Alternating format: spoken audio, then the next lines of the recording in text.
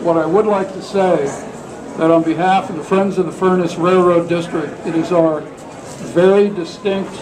and positive pleasure to provide this historic presentation of Wilmington's rail history to Amtrak, to the city of Wilmington, and to our mutual incredible number of visitors and tourists that come through this station.